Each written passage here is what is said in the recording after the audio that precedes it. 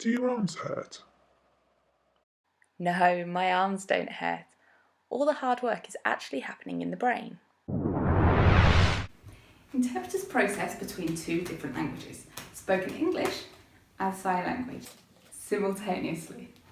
Interpreters have to understand the speaker or the signer before they can then translate into the other language. Isn't sign language the same in every country? No, every country has their own sign language, just as they have their own spoken language. However, it does get a bit confusing because some countries, such as America or Ireland, who speak English actually use different sign languages. In America it's called ASL and Ireland use ISL. They all differ. It's estimated there are about 300 different sign languages across the globe. Shall I speak really slowly? Will that help?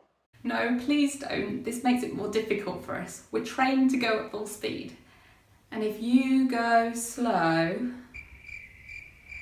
we will just have to wait for you to get to the point so we can interpret.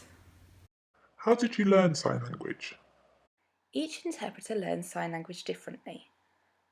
Some have grown up in a deaf family and picked up sign language naturally. Others choose to learn sign language later in life and attend classes. All interpreters have qualifications, level 1 to level 6. Some achieve qualification via university, others through the MVQ route.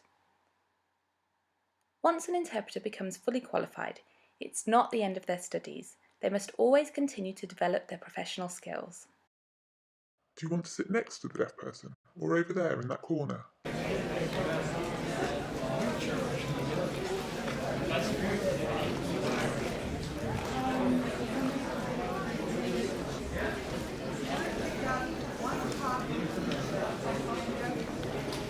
Why do you need to see my materials?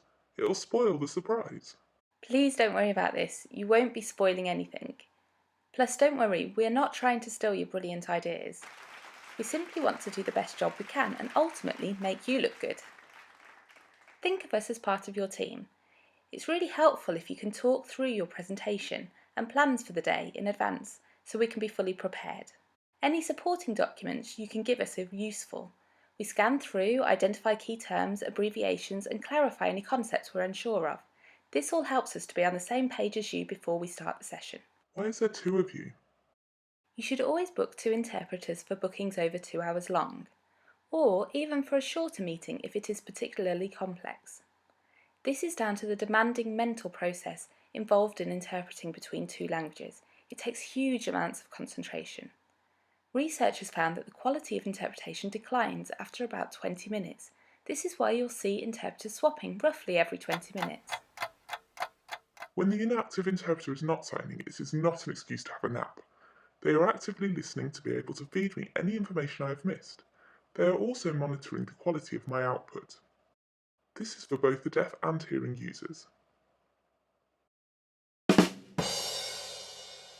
What else do you do? Is this your full-time job? Yes, it's absolutely a full-time job. We work days, evenings and weekends. If you think about it, your life doesn't end at 5 p.m, neither does a deaf person's. So an interpreter's work continues all hours in all sorts of places. Oh, hold on a minute, the phone's ringing.